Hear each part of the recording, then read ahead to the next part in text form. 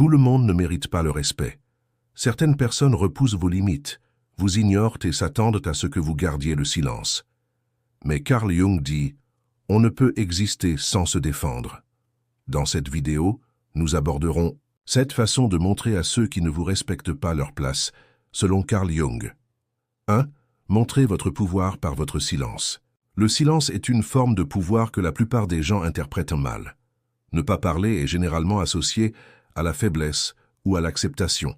Cependant, les analyses psychologiques approfondies de Carl Jung montrent comment le silence devient un outil de transformation lorsqu'il est un choix conscient. Selon Jung, nos comportements dans le monde extérieur reflètent notre état intérieur. Dans ce contexte, choisir de garder le silence signifie prendre le contrôle, observer la situation sans se sentir gêné et refléter l'ombre de l'autre. Parler ou se mettre sur la défensive chaque fois que l'on est témoin d'un manque de respect, c'est s'exposer à l'énergie de l'autre. Cependant, un silence conscient se transforme en un bouclier qui vous protège de cette énergie et force simultanément l'autre à se confronter à son propre comportement. Les personnes dotées d'une intelligence émotionnelle élevée savent, à chaque conflit, la réaction de l'autre façonne sa gestion. Si vous vous déclarez immédiatement, vous mettez en colère ou vous défendez de manière irrespectueuse, la personne trouvera le moyen de vous manipuler. Les concepts jungiens de persona et de ombre entrent ici en jeu.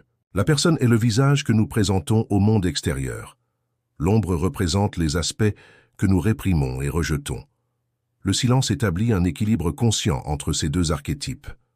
Au lieu d'affronter la personnalité agressive de l'autre, choisir de ne pas réagir en reconnaissant sa propre ombre et en dirigeant ses impulsions sans les réprimer est un signe de maturité spirituelle. Par votre silence, vous dites « Je ne veux pas participer à ce jeu ». L'individuation est la formation d'un soi authentique par la reconnaissance de l'obscurité de son monde intérieur. Le silence contrôlé face au manque de respect révèle que vous êtes un individu conscient et non réactif.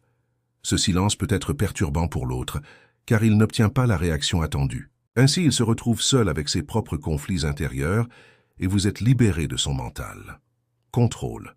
Le silence conscient est également un moyen puissant de reconstruire son espace personnel. Les personnes qui ne vous respectent pas cherchent généralement à établir leur domination en vous attirant dans leur propre terrain de jeu. Selon Carl Jung, la véritable transformation est le résultat d'une prise de conscience intérieure et non de conditions extérieures. Votre silence montre à cette personne les limites de son comportement, car vous pouvez envoyer un message clair sans rien dire. Vos actions ne déterminent pas ma valeur. Ce message se transmet non pas par des mots, mais par une attitude. Et les messages les plus durables s'écrivent davantage par une attitude que par des mots. Finalement, le silence n'est pas seulement une défense, mais aussi un outil d'apprentissage. Dans ces moments de silence, on peut voir à la fois ses propres limites et les véritables intentions de l'autre. Dans la profondeur psychologique de Jung, ce pouvoir d'observation protège une personne de soi-même et de son environnement. Par le silence, on prend conscience de la structure et non de l'événement. Et grâce à cette conscience, on comprend beaucoup plus clairement quand s'exprimer, quand se taire et quand se distancer complètement de ceux qui ne nous respectent pas. C'est pourquoi se taire n'est pas toujours synonyme de silence. Parfois, le silence est la réponse la plus forte « je n'en vaux pas la peine ». Et cette réponse suffit souvent à remettre l'autre à sa place. 2. Fixez vos limites. Protégez-les. Pour vraiment comprendre qui vous êtes dans la vie, vous devez d'abord savoir où vous commencez et où vous finissez. Cela n'est possible qu'en fixant des limites personnelles. Carl Jung affirme que dans le processus d'individualisation, le soi peut atteindre son propre centre lorsque la personne parvient à se détacher du monde extérieur. Les personnes qui ne vous respectent pas ciblent généralement celles qui n'ont pas de limites, car elles ne peuvent ou ne veulent pas comprendre ce que les autres tolèrent ou ne tolèrent pas. Lorsqu'une personne saine montre clairement ce qui est acceptable pour son environnement, non seulement elle se protège, mais elle établit également un cadre psychologique pour son entourage. Ce cadre est un bouclier invisible qui préserve son intégrité spirituelle. Fixer des limites, ce n'est pas seulement dire « non », c'est aussi affirmer sa valeur, assumer son identité, et affirmer sérieusement l'importance de son existence. Selon l'archétype de l'ombre de Jung, lorsqu'une personne ne fixe pas de limites, la colère, le ressentiment et le sentiment d'inutilité refoulée s'accumulent. Cette énergie refoulée peut exploser avec le temps ou épuiser la personne de l'intérieur. Les limites sont un élément équilibrant qui prévient cette accumulation interne. Face au manque de respect, utilisez des phrases directes et claires, comme « Tu ne peux pas parler comme ça » ou « Je me sens mal à l'aise quand tu agis comme ça ». Exprime la valeur que vous vous accordez. Ce n'est pas une simple réaction, c'est une déclaration d'intégrité personnelle. Les relations humaines se nourrissent de la reconnaissance mutuelle de l'existence de l'autre. Cependant, certaines personnes, consciemment ou inconsciemment, tentent d'établir un contrôle en transgressant les limites d'autrui. Ce type de comportement correspond à ce que Jung appelait la projection d'ombre. Une personne projette ses aspects sombres sur autrui afin de le dominer. Dans ce cas, fixer des limites n'est pas seulement une défense personnelle. Cela signifie renvoyer l'ombre que l'autre a projetée sur vous. Cette réflexion met fin à la manipulation, car l'autre doit désormais gérer les sentiments de désapprobation qu'il reçoit de vous. C'est à ce moment que la transformation commence. Protéger ses limites est plus difficile que d'en fixer. On ignore souvent le premier avertissement. Il continue de vous tester malgré vos limites. C'est là que la cohérence entre en jeu. Les limites ne deviennent réelles que lorsqu'elles sont maintenues sans cesse. Selon Jung, on ne peut déterminer un individu sans se connecter à son centre intérieur. Par conséquent, maintenir des limites n'est pas seulement une compétence sociale, mais aussi le fruit d'une posture spirituelle. Lorsque quelqu'un tente de vous manipuler, de vous rabaisser ou de vous réprimer, s'éloigner discrètement ou mettre fin à la conversation signifie rester fidèle à ses limites. Cette loyauté est la base du respect personnel. Car, si vous ne veillez pas à votre propre valeur, attendre la même chose des autres n'est qu'une illusion. Il ne faut pas oublier que fixer des limites ne sert pas à créer des conflits, mais à établir des liens sains. Les vraies relations naissent du respect mutuel. Ce respect est le fruit de l'ouverture et non de l'incertitude. Une personne qui connaît ses propres limites respecte également celles des autres. Ceux qui ne parviennent pas à établir cet équilibre psychologique ont tendance à écraser ou à être écrasés. Carl Jung affirme qu'un individu peut établir de véritables liens avec les autres en reconnaissant ses propres obscurités. Fixer et protéger des limites est la première étape pour vivre une vie consciente tout en étant conscient de ses obscurités.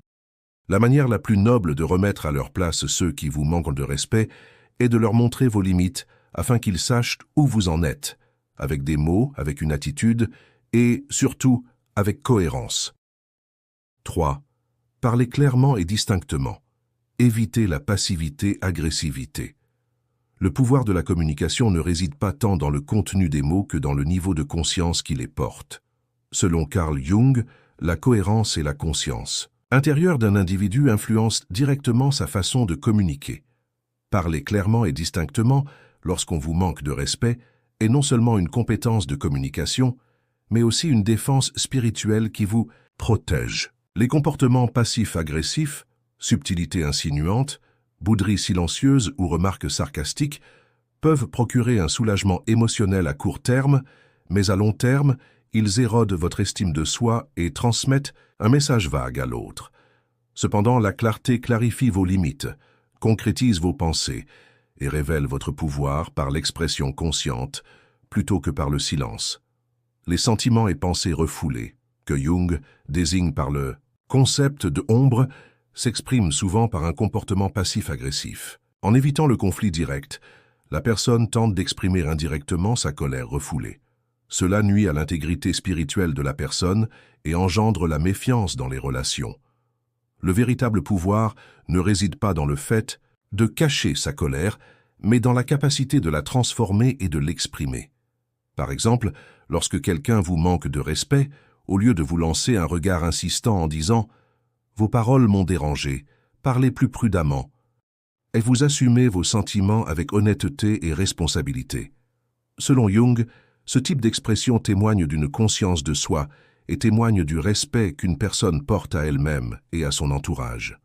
Une communication ouverte fonctionne comme une boussole, non seulement en période de conflit, mais aussi à chaque étape d'une relation. En exprimant clairement ce que vous ressentez et ce dont vous avez besoin dans une situation où les limites du respect sont dépassées, non seulement vous vous protégez, mais vous offrez également à l'autre une opportunité de développement.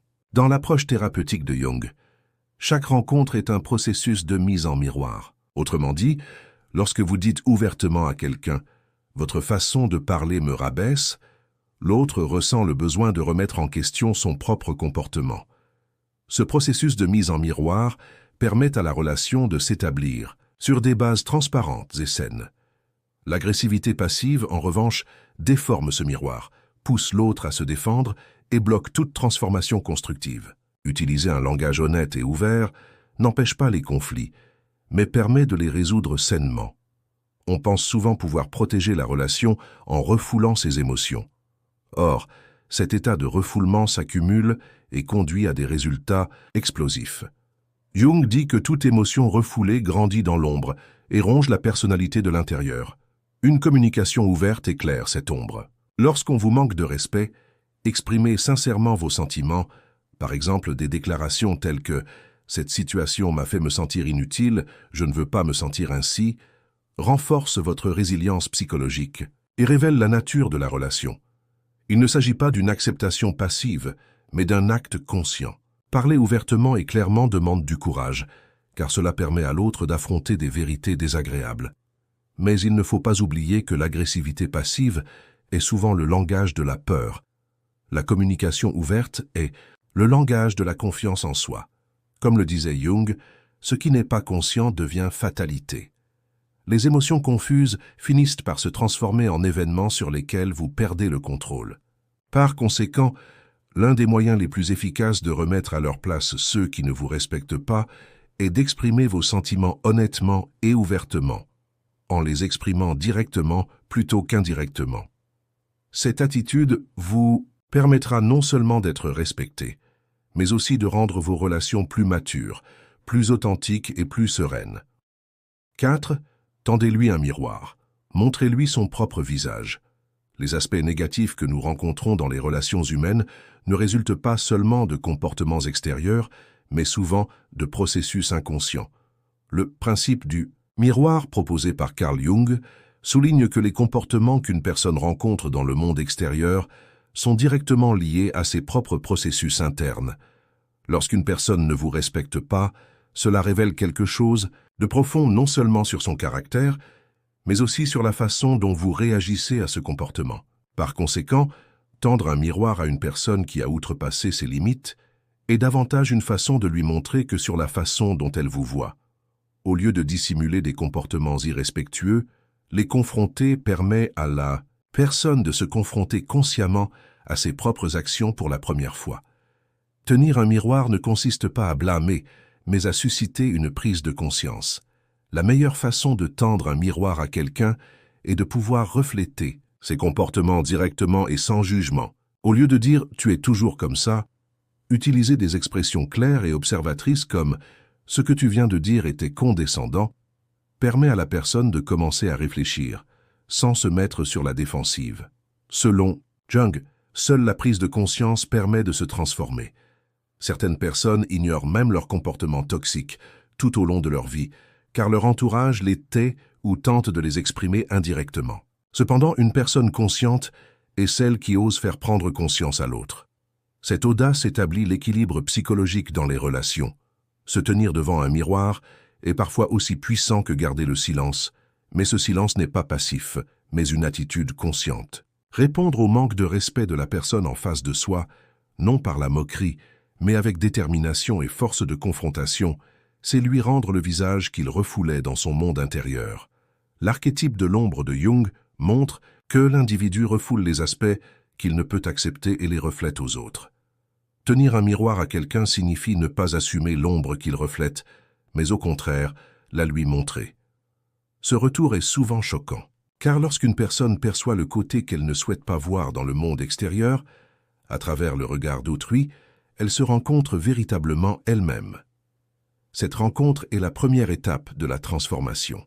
Cette approche ne vise ni la vengeance ni la supériorité. Au contraire, Elle vise à purifier les relations et à les établir sur des bases solides. Tenir un miroir ne vise pas à blesser l'autre, mais à éveiller sa conscience.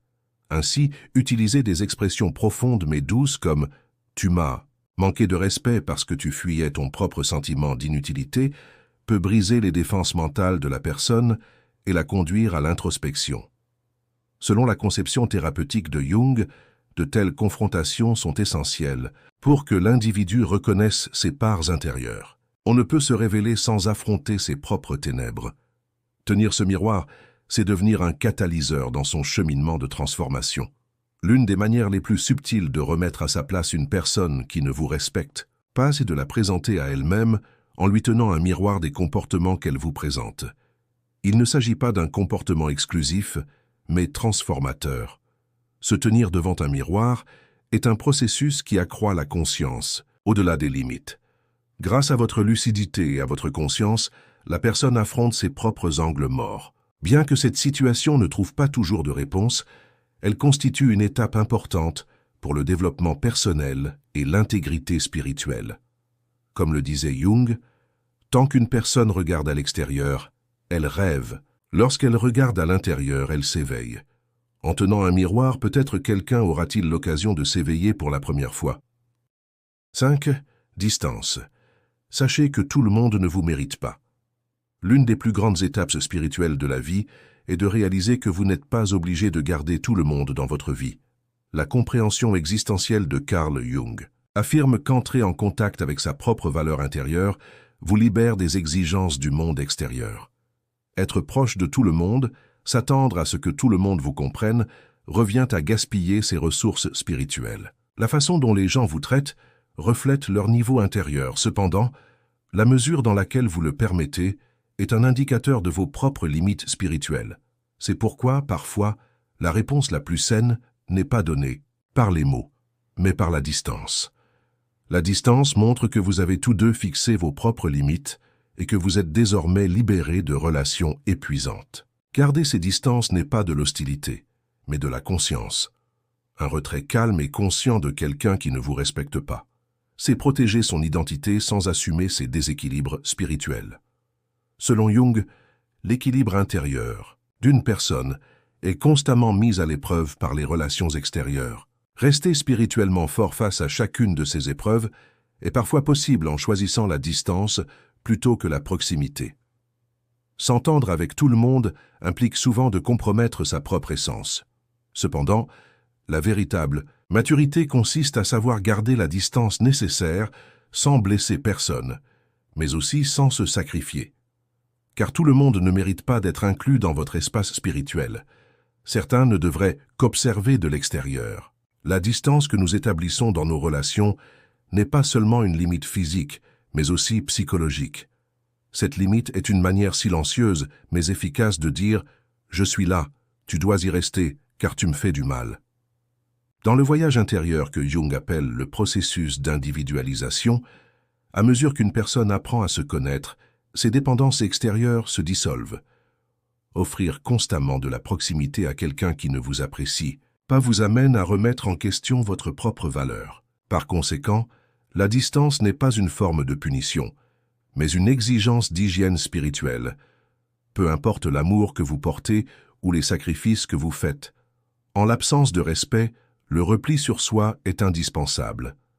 Prendre de la distance est aussi un miroir pour les autres, car en vous repliant sur vous-même, ils commencent à prendre conscience de la valeur de votre existence. Cette prise de conscience n'est pas toujours présente, mais l'important est de protéger votre propre espace. Selon Jung, l'intégrité spirituelle d'un individu est possible non pas grâce à l'approbation extérieure, mais grâce à l'harmonie intérieure. Entretenir une relation irrespectueuse perturbe l'harmonie intérieure et éloigne la personne de soi-même. Or, la distance est le moyen de rétablir cette harmonie. Quelle que soit la proximité, si elle vous accable, cette proximité devient un fardeau. Prendre courageusement du recul dans ces moments-là est en réalité une victoire intérieure. Savoir que tout le monde ne vous mérite pas est une acceptation spirituelle. Cette acceptation vous rend conscient, non arrogant. Comme le disait Jung, nul ne peut vraiment aimer autrui sans se confronter à soi-même. Continuer à offrir de la proximité à quelqu'un qui vous dévalorise vous mènera à la fois au vide intérieur et à l'épuisement spirituel. Cependant, la distance est la manière la plus élégante de préserver votre estime de soi.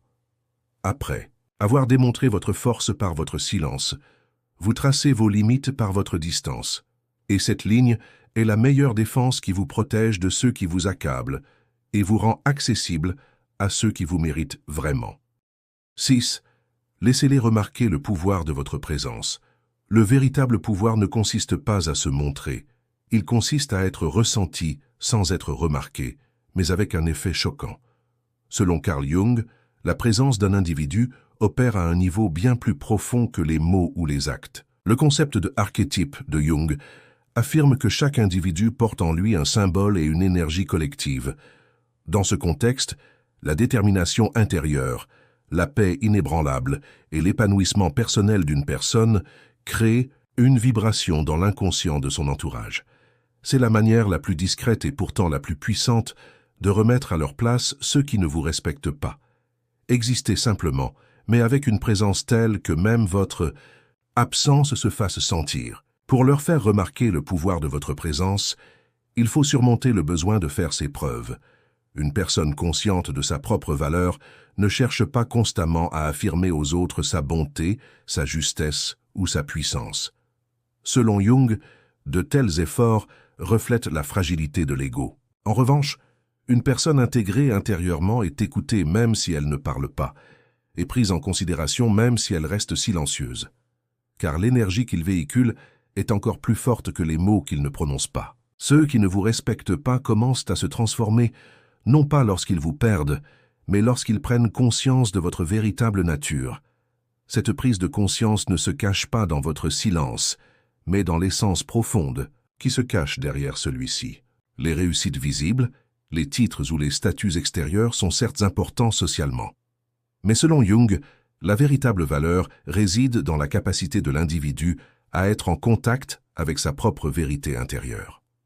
En suivant votre propre chemin, en préservant votre intégrité personnelle, votre entourage perçoit qui vous êtes, non pas par des mots, mais par une vibration. Cela va au-delà du charisme ou de l'impressionnante impression. C'est une fréquence spirituelle. Agir avec cette conscience éliminera automatiquement le manque de respect avec le temps, car face à un être puissant, les comportements dégradants deviennent intenables, ils se transforment ou se retirent. Comprendre que ceux qui vous manquent de respect ont en réalité peur de votre pouvoir réside également dans l'essence même de ce titre. Selon Jung, on rabaisse, dévalorise ou ignore les autres pour ne pas affronter ses propres défauts. Cependant, lorsque vous prenez conscience de votre propre existence et la digérez, leur mécanisme de défense cesse de fonctionner, car vous n'avez plus besoin de leur approbation. Cet état de liberté envoie un message muet à l'autre: je suis là dans mon intégrité, que vous en soyez conscient ou non. Cette attitude représente le leadership intérieur de la personne. Le moyen le plus efficace de lui faire prendre conscience du pouvoir de votre existence est de ne pas chercher à le montrer. Selon Jung, la transformation commence par un changement intérieur, et non par une intervention extérieure. En vous tournant vers vous-même, vous commencez à être respecté. Car une personne qui se respecte ne s'engage pas inconsciemment dans des relations irrespectueuses. Vous n'avez pas besoin de crier, d'expliquer ou de prouver quelque chose pour la remettre à sa place. Soyez simplement vous-même, mais pleinement sans exception et fidèle à votre essence. Le poids de votre existence crée une réalité indescriptible. Face à cette réalité, les autres prennent forme ou se retirent silencieusement de votre vie. 7. Améliorez-vous, dépassez leur portée. Selon Carl Jung, le véritable pouvoir d'une personne réside dans la réalisation de son potentiel intérieur plutôt que dans sa capacité à changer le monde extérieur. La réponse la plus efficace et la plus noble à ceux qui ne vous respectent pas est de vous concentrer sur votre propre développement et d'atteindre un niveau de conscience, de maturité intellectuelle ou spirituelle qu'ils ne peuvent atteindre.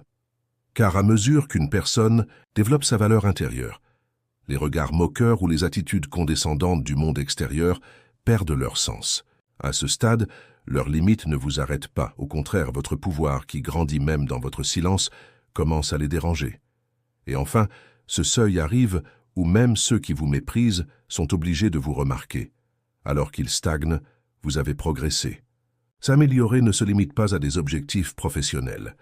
Selon la conception jungienne de la réalisation de soi, cela signifie que l'individu reconnaît son inconscient, affronte sa part d'ombre et atteint son intégrité intérieure. Autrement dit, le véritable développement ne se limite pas à l'acquisition de connaissances ou de compétences, mais à la transformation de soi. C'est aussi la personne qui développe son intelligence émotionnelle, son intuition et sa profondeur spirituelle. Les personnes qui ne vous respectent pas sont généralement aux prises avec des complexes non résolus dans leur propre monde intérieur. En entrant dans ce processus de développement, vous vous élevez à un niveau qu'elles ne peuvent ni voir, ni comprendre. Et vu de là, leurs paroles n'ont plus aucun écho. Nombreux sont ceux qui, dans notre société, cherchent à se sentir bien en rabaissant les autres.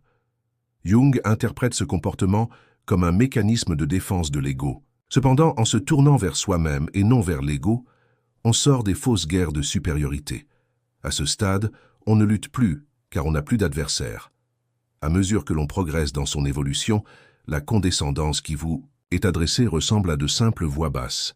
En découvrant la profondeur de votre propre voix, au lieu d'être contrarié par leur incompréhension, on commence à percevoir leur incapacité à comprendre comme un processus naturel. Parfois, remettre ceux qui ne vous respectent pas à leur place ne se traduit pas par une réponse physique ou verbale, mais par une inaccessibilité. Pour quelqu'un qui suit la voie de Jung, cette inaccessibilité n'est pas un état d'arrogance, c'est un niveau de liberté spirituelle, car vous n'existez plus pour y répondre, mais pour vous réaliser. Cela signifie que vous n'avancez plus par réaction, mais avec vision.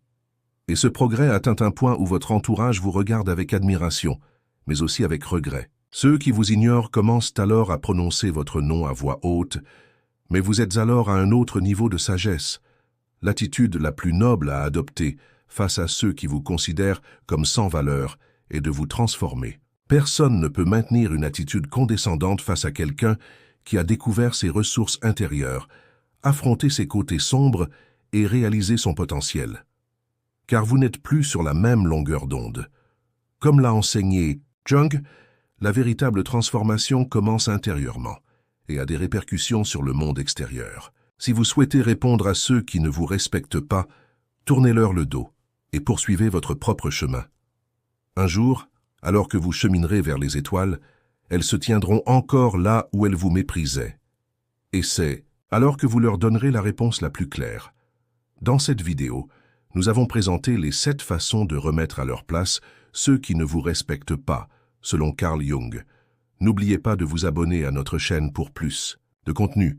Si vous souhaitez nous soutenir en payant, vous pouvez devenir membre en cliquant sur le bouton « Rejoindre ». À bientôt pour notre prochaine vidéo. Merci.